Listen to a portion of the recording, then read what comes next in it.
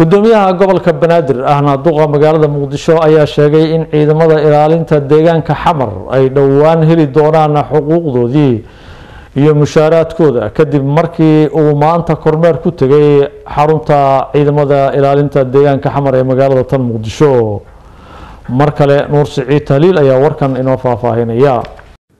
taliska ilaalinta deegaanka dowladda hoose Xamar ee degmada Shangaani ayuu kormeeray gudoomiyaha gobolka Banaadir ahna duqa magaalada Muqdisho Mudane Taabid Cabdi Maxamed oo uu weheliyo gudoomiye ku-xigeenka arrimaha bulshada ee maamulka gobolka Banaadir isagoo halkaasi kula kulmay taliyaha ciidanka ilaalinta deegaanka Xamar iyo qeybaha kala duwan ee ciidanka.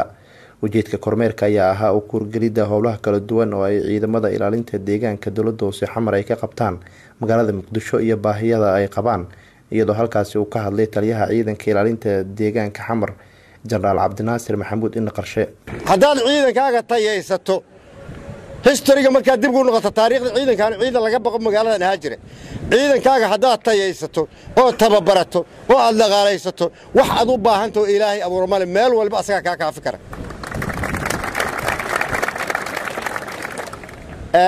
dhaqaalaha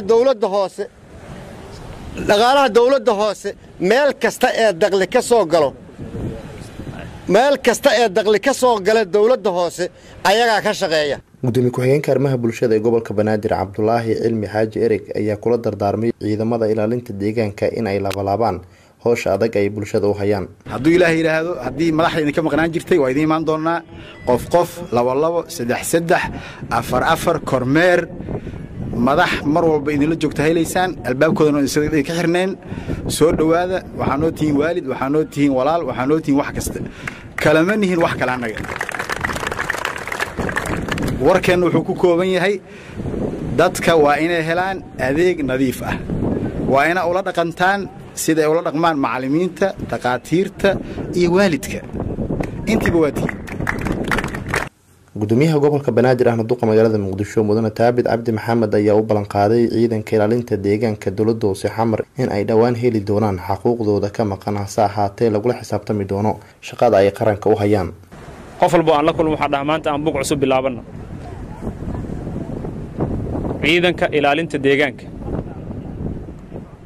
hadaa ogtihiin iyo hadaysan ogeyn ba idinka eedu waa idin saaran tahay amaanna waa idinku yartahay arunta isu sheegno duruufta ku sugan tihiin xaaladda ku sugan tihiin waxa ku shaqaysiin aniga waa arkaa igama maqna hadda marka in soo galana si fiican ay ugu muuqatay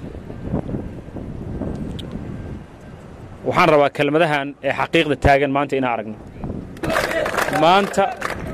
aniga waxa iga go'an shakhsiyan dadka maanta meeshaan aan ku arkay duruuf kasto ee ka muuqata in aniga ka jawaabo xaqqa ay aniga igu lahaayeen aan iska bixiyo.